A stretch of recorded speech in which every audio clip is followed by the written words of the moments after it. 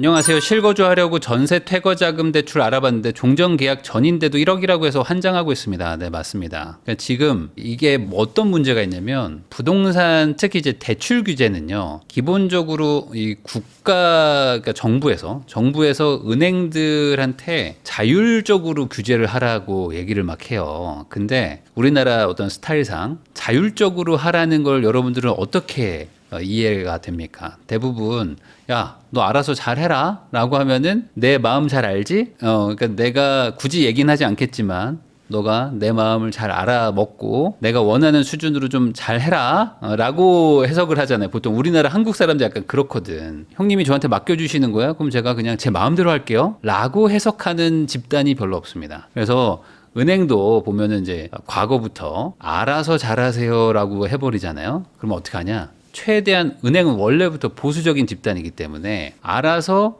더 세게 합니다. 알아서 더 세게 하는 성향이 있어요. 뭐 그러다가 뭐 한 은행에서 나 영업해야 되니까 난 모르겠고 막 쫙 나가면 이제 그때 이제 뭐 같이 가는데 보통은 이제 뭔가 이게 발표가 나고 하면 초기에는 알아서 더 세게 합니다. 그래서 이게 은행들 입장에서는 그냥 확실하게 정부가 그냥 A냐 B냐 정해주면 그게 속 편하거든요. 그냥 LTV 70%만 해, 60%만 해 하면은 제일 편한데 나는 규제는 뭐 70%까지 할 거고 뭐 6개월 안에 실거주 의무를 할 건데 네가 봐서 적절하게 해. 네가 봐서 적절하게 해라. 이런 식으로 나와버리면 이제 골치가 아픈 거죠. 이게 지금 가장 큰 어떤 이슈 중에 하나. 근데 사람들이 잘 관심 없는 것 중에 하나가 바로 이제 경매입니다.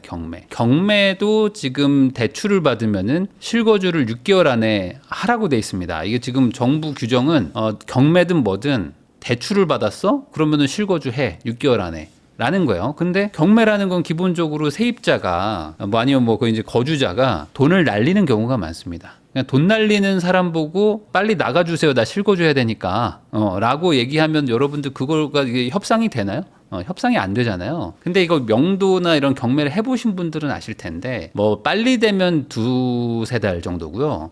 길게 가면은 정말 더 길어지기도 합니다. 특히 이 명도 중에서 되게 골치 아픈 명도들이 있는데 뭐 한 가지 사례를 들면요. 그냥 거기 세입자분이 되게 뭐 노인이시거나 아니면 약간 뭐 치매나 뭐 이런 게 있는 분들도 있거든요. 그리고 이제 뭐 안에 있는 세입자가 불분명한 경우도 있습니다. 나는 A라고 생각해서 인도 명령했는데 뭐 B가 있는 경우도 있고. 그래서 이걸 뭐 가처분을 걸기도 하고. 근데 이제 그걸 중간에 또 막 바꾸기도 하고요. 그리고 더 문제는 뭐냐면 이 법원도 이 뭐 명절이나 뭐 휴가 이럴 때는요. 이 일정이 막 딜레이가 돼요. 경매 해보신 분들은 알아요. 그러니까 법원에서 그냥 명도 자체를 이렇게 뒤로 밀어버리는 경우도 있어요. 그런데 6개월 안에 실거주를 하라고 하면 이거는 법적으로는 뭐 이제 바꾼 건 아니잖아요. 그냥 규제잖아요, 규제. 그러니까 이제 은행에다가 자율적으로 맡기겠다고 지금 정부가 하고 있거든요. 그러니까 그런 것들 예외 조항은 은행에서 알아서 적절하게 해라. 그런 것까지 내가 뭐 규제하진 않을 겁니다가 지금 정부의 어떤 입장입니다. 그러면 이제 은행들은 안 해주는 은행도 있고 해주는 은행도 있고 막 복잡할 거 아닙니까? 그러면 이제 여기서 또 대출 때문에 또 속삭이는 분들이 나타날 겁니다. A라는 은행에서는 안 해준대요. 근데 B라는 은행에서는 해준대. 그래가지고 B로 우선 대출을 받았어요. 낙찰 받았으니까 이제 대출 받아야 되죠. 대출 받아서 잔금을 무조건 내야 됩니다. 그러니까 경매는 뭐 전세나 뭐 이렇게 갭 투자를 할 수가 없어요. 명의가 바뀌기 전에는 뭐 할 수가 없잖아요. 그러니까 잔금을 무조건 대출 받아서 치러야 되거든요. 그럼 잔금을 치렀는데 6개월 안에 실거주를 못하면 예를 들어 대출 상환을 하겠대. 근데 은행이 또 문제가 뭐냐면 대출을 해줬어요. 예를 들어 우리는 뭐 실거주 의무 안 볼게요. 그러니까 뭐 해드리겠습니다. 했는데 명도가 막 길어져. 예를 들어 막 7개월, 8개월까지 간 거예요. 그때 만약에 또 무슨 바뀌었어. 지침이 바뀌어가지고 저희 상환하라는데 어떡하죠? 하면은 이제 골치 아파지는 겁니다. 그때 또 중도상환 수수료를 물어가면서 다른 대출을 만약에 갈아탈 수 있냐? 이것도 지금 애매합니다. 왜냐하면 잔금 대출, 그러니까 경락잔금 대출을 일반 주담대로 또 바꾸는 거잖아요. 근데 아직 명도가 막 불안불안해? 그럼 이것도 대출 대환 안 되는 경우도 많고요. 그래서 지금 이 경매 때문에 실거주를 지금 강제하는 조항을 어떻게 푸냐 해가지고 지금은 그 실무에서는 좀 다르게 풀고 있어요. 다르게 풀고는 있는데 그것도 뭐 편법 아닌 편법으로 볼 수 있으니 그러니까 이게 지금 정부는 알아서 잘 하라고 하면 대부분 이제 은행들이나 이런 금융권에서는 훨씬 더 보수적으로 적용을 해버리니 이 판에 있는 분들은 뭐 대출이 어찌 보면 부동산에서 엄청 중요한 건데 너무 불안한 요소들이 있는 거죠. 나중에 뭐 문제될 요소들도 생기는 거고. 그래서 이런 정책을 발표를 할 때는 예외 조항을 잘 만들어야 되고요. 기본적으로. 그리고 뭐 궁극적으로는 대출 규제라는 개념은 최소화를 하거나 안 하는 게 맞긴 합니다. 근데 이 공급 쪽이 지금 무너졌기 때문에 이 공급이 안 되면은 뭐 수요를 누르는 거 말고는 방법이 없잖아요. 그러니까 약간 이런 극약 처방을 쓰고 있는 거고, 그러다 보니 지금 부작용들이 곳곳에서 터지는데 국민의 한 7, 80%는 어차피 이 부동산 대출 규제 정책에 부작용하고 당장은 상관없는 분들이 많습니다. 당장은. 근데 아마 나중엔 상관이 있으실 거예요. 왜 이렇게 전세가 올랐지? 왜 이렇게 월세가 많이 올랐지? 뭐 이렇게 될 건데 지금은 모르죠. 왜냐면 나는 아직 전세가 한 1년 이상 남아 있고요. 월세 계약한 지 뭐 6개월밖에 안 됐고요. 이러면은 뭐 별 문제 없잖아요. 그리고 이제 아직 2+2 쿠폰이 남아 있으니 뭐 전세가 오르든 말든 우선 나는 뭐 3, 4년은 살 수 있어. 이런 마음이신 분들도 많을 겁니다. 그래서 이번 대출 규제 정책에 대해서 되게 막 그 좋다고 말하시는 분들도 많더라고요. 왜냐면 나한테 해당이 안 되면은 나쁜 정책이라고 느끼지 잘 못하잖아요. 근데 이게 돌고 돌아서 이제 당구의 3쿠션처럼 공이 절로 가서 나 안 때리나 보다 하고 갔는데 퉁퉁퉁 맞더니 갑자기 나한테 온단 말이에요.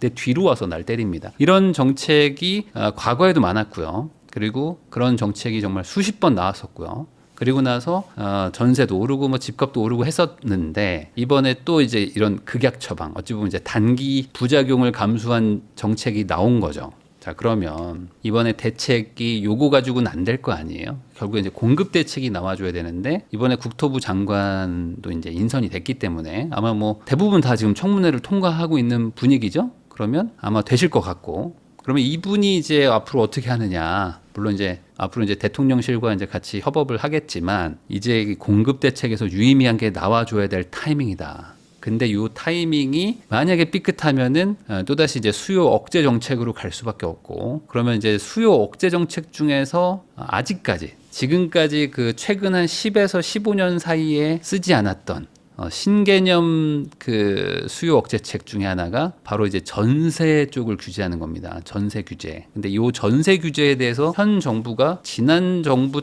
때 야당일 때도 그랬고 지금도 그렇고 막 살짝 지금 얘기들이 나오고 있습니다. 이 지금 전세 쪽이 문제다. 그러니까 이게 전세가 왜 문제냐고 얘기를 계속 하냐면 기본적으로 이 주담대 아니면 전세 이 두 개밖에 없습니다. 이 집을 매수할 때 남의 돈을 쓰는 방법은 전세를 주거나 아니면은 주담대를 받거나 두 개밖에 없는데 이 주담대는 요번에 막았단 말이죠. 어쨌든 확실하게 막았으니 전세라는 남의 돈 쓰는 거를 막긴 막아야 된다. 막긴 막아야 되는데 이 전세를 규제한다는 거는 역설적으로 전세 사는 사람들 보고 반전세나 월세를 가라고 하는 정책이거든요. 그러면 반전세나 월세로 가면 전세자금 대출 받는 이자보다는 무조건 올라간단 말이지. 무조건 한 달에 10에서 20만 원, 뭐 30만 원 더 내야 됩니다. 그러면 이게 바로 타격을 많은 분들이 보실 거 아니에요? 너 지금 원래 전세자금 대출 받아가지고 이자 60만 원 내던 사람이 갑자기 100만 원을 내게 되는 거예요. 그럼 40만 원 줄었다는 느낌을 강하게 받겠죠. 자, 그렇게 되면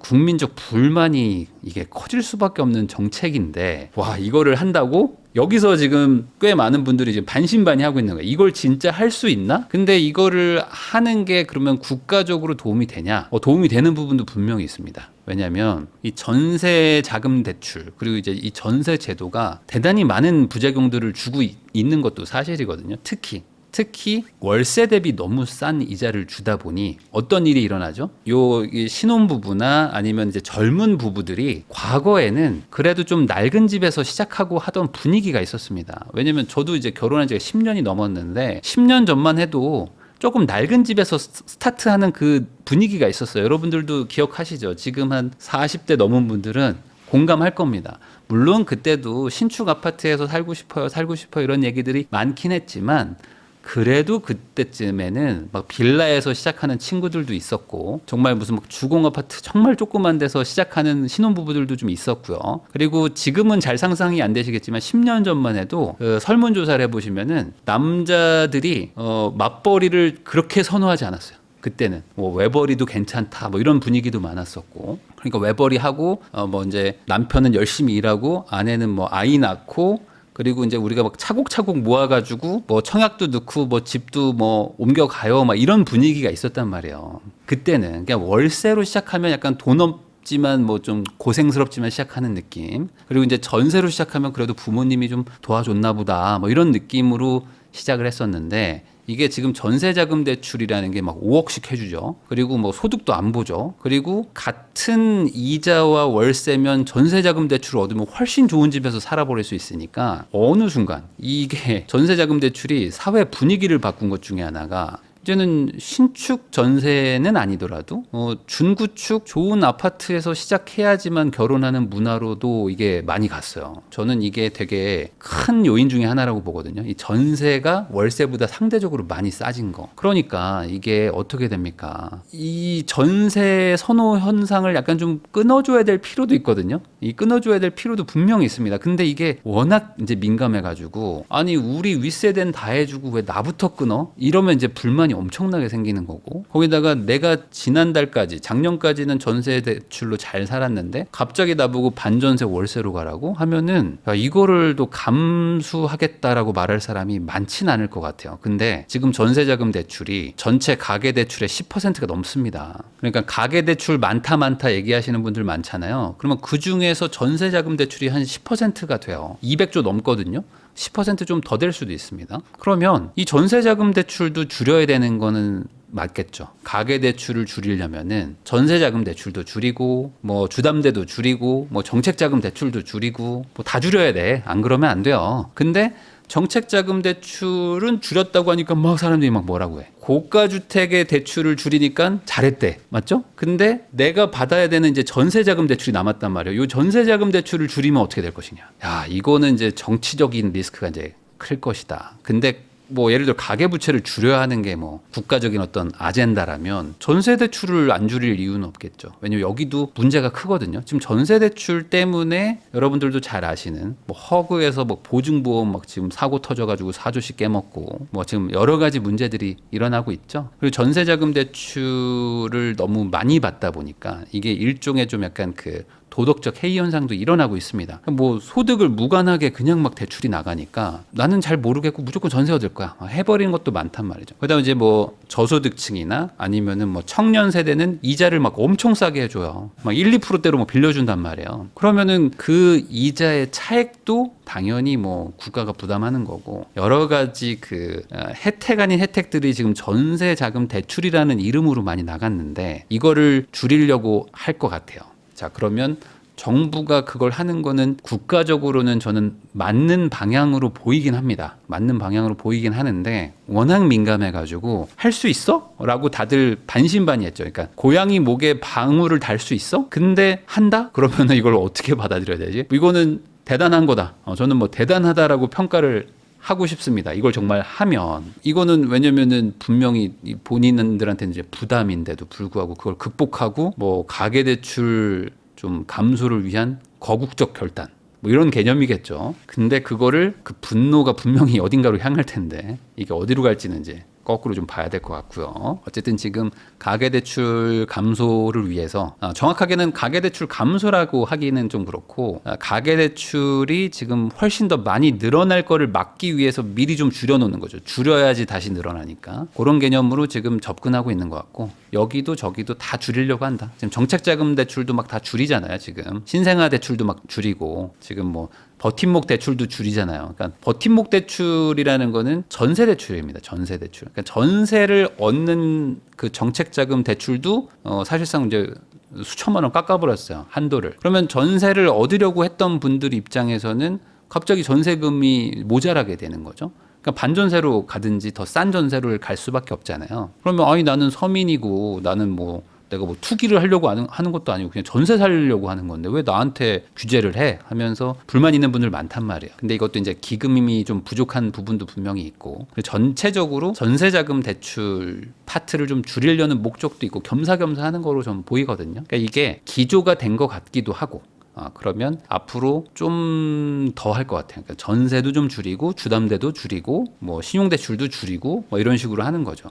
왜냐면 전반적으로 지금 부동산 쪽에 막 돈이 막 풀릴 예정이니까 미리 줄여놓지 않으면 약간 좀 과열 양상으로 갈 수 있어서 줄이는 것 같다. 근데 이거는 뭐 정권 초기니까, 정권 초기에 지금 지지율이 높잖아요. 그러면 이럴 때 해야지 사실 언제 하느냐라고 생각하면은 뭐 맞는 방향 같기도 하고요. 안녕하세요. 서울 투자하려고 했는데 발이 다 묶였습니다. 지금은 주인 전세 물건이나 전세 끼고 나온 물건 외에는 투자할 방법이 없는 걸까요? 뭐 그렇게 얘기를 해주셨는데, 뭐 주인 전세 물건이든 아니 뭐 전세 끼고 나온 물건이든 뭐 투자하는 거는 가능하죠. 지금도 전세 끼고 투자는 가능합니다. 다만 그 리스크가 과거보다 훨씬 좀 높아졌다는 게 문제인 거고, 그래서 이 리스크를 감수하고 사는 사람이 여전히 있어요. 근데 그 리스크를 감수하라고 하는 게 좀 겁나니까 사람들이 좀 지금 관망세를 보이고 있는 거고, 그리고 이렇게 관망세를 보이고 있을 때 누구는 사고 누구는 안 사고 뭐 이럴 거 아닙니까?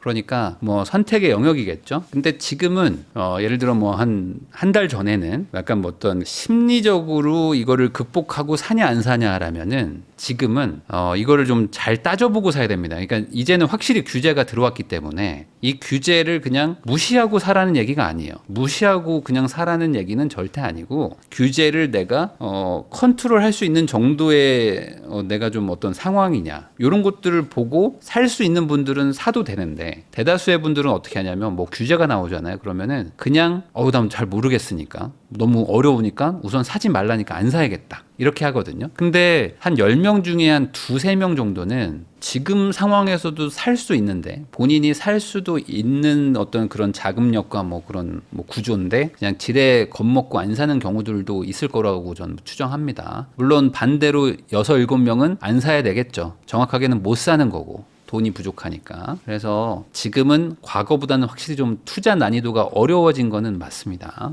현 시점 오피스텔 어떻게 평가하시나요? 오피스텔도 저는 이번 정책에서 큰 수혜를 보는 건 아니지만 약간 수혜를 보는 그런 종목 중에 하나가 될 수도 있다.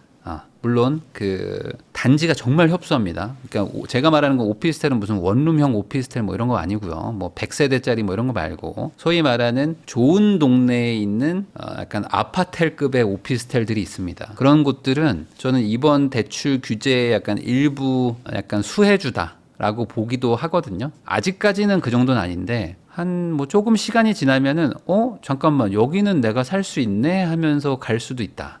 오피스텔은 아니고 정확하게는 아파텔 같이 생긴 거 있죠. 아파텔인데 고급 아파텔 느낌? 이런 것들. 근데 최근에 분양한 것들 말고 오래된 아파텔들이 있어요. 오래된 거.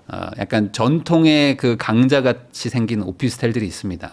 최근에 분양한 애들은 너무 비싸고 한 뭐 연식이면 한 5년 10년 넘은 애들 있잖아요. 그런 것들은 최근에 좀 이렇게 눌려 있었어요. 시장이 완전 뭐 이쪽에 관심이 없었으니까 거래도 거의 안 되고 뭐 이러는데, 어느 순간 이제 조금 사람들이 관심을 가질 수 있지 않을까, 일부 조금은 좀 가지지 않을까 정도로 생각은 합니다. 그래요? 그럼 저 원룸 가지고 있는데 원룸 오피스텔 앞으로 뜨겠네요? 그 얘기가 아닙니다. 원룸 오피스텔 이런 거 말고 투룸에 아파트처럼 생긴 거. 오피스텔도 규제가 들어간다는 썰이 있던데요. 오피스텔을 규제하는 게 아니고 오피스텔은 거꾸로 지금 규제를 완화를 해야 되죠. 규제를 강화한다는 거는 뭐 완전히 잘못된 방향이고, 현재는 오피스텔 시장이 완전 침체돼 있기 때문에 여기를 거꾸로 살려야 됩니다. 그러니까 지금의 이 부동산 정책 중에서 유효한 것 중에 하나가 오피스텔 활성화입니다. 오피스텔 활성화가 지금 필요하거든요. 빌라 활성화도 당연히 필요한데, 빌라는 저는 확실히 좀 이 국민적인 그 인식이 너무 많이 단기적으로 안 좋아져가지고 당장 빌라를 공급하겠다고 막 그 뭐 용적률이든 뭐 인허가든 막 이런 걸 막 많이 풀어줬어. 만약에 뭐 주차 대수를 뭐 완화해주고 한다고 하더라도 분양을 받기는 저는 쉽지는 않을 것 같아요.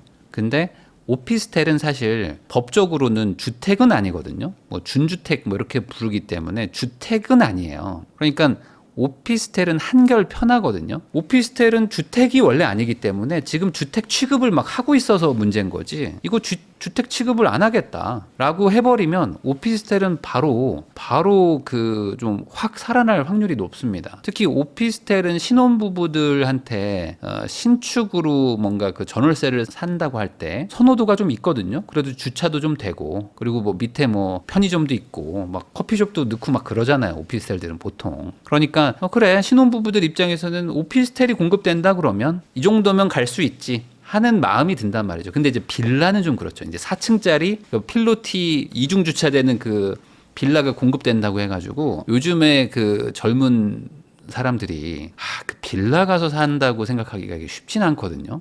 그래서 저는 오피스텔 쪽은 거꾸로 규제 완화가 조만간 되지 않을까. 더 빠르게 될 수도 있고, 안 되더라도 뭐 1년 안에는 해야 되지 않을까. 근데 저는 이번에 좀 현 정부가 전향적으로 생각을 해가지고 오피스텔 쪽을 좀 빠르게 풀어야 될 것 같은, 이거는 뭐 진작에 좀 풀었어야 됐는데 이번에도 만약에 안 푼다? 반대로 오피스텔을 규제한다? 뭐 그럴 일은 없겠지만 더 규제한다? 그러면 뭐 완전히 방향을 잘못 잡고 있는 거라고 저는 개인적으로 판단합니다. 안녕하세요. 서울 소재 200세대 가량 되는 도시형 생활주택도 구매해도 되나요? 외관은 아파트랑 똑같습니다. 아파트랑 똑같아 보이면 아파트를 사면 되겠죠. 도시형 생활주택도 지금 아주 애물단지가 돼버렸습니다. 그래서 주택으로 취급을 받기 때문에 아파트랑 똑같이 규제를 당해요. 그러니까 아파트라고 아무도 생각 안 하는데 아파트랑 동일한 규제를 당하고 있으니 얼마나 억울하겠습니까? 그 가지고 있는 분들은. 그래서 저는 도생, 뭐 빌라, 오피스텔, 뭐 다가구 이런 것들은 규제를 많이 풀어야 되는데 아직도 그냥 아파트랑 뭉뚱그려 가지고 규제를 당하고 있는 게 너무 많다. 그래서 이쪽은 지금 이미 뭐 거의 뭐 빈사 상태인데 계속 뭐 더 죽어라 하고 있으니 답답한 마음입니다. 그래서 이것도 좀 이번 기회에 해결을 좀 봤으면 좋겠어요. 어쨌든 현 정부가 이제 취임한 지 한 달을 좀 넘었잖아요. 그러니까 아직까지는 뭐 이제 장관 인선하고 막 이랬으니까요. 그럼 이제 어떻게 할 거냐? 이제부터는 이제 꼬인 것들 풀고 문제 있는 거 해결하고 뭐 그러라고 지금 정권을 뽑아준 거 아니겠습니까? 그럼 이제 해야죠. 할 일들을 해야 된다고 좀 봅니다. 근데 여기서 이제 방향 설정 잘못하면은 좀 안 되는 아주 위험한 외나무다리 같은 그런 상황이라고 저는 보여요. 잘하면 문제 해결을 조금 할 수도 있을 것 같은데 여기서 한번 발 삐끗하면 이제 쉽지 않아지는 거죠.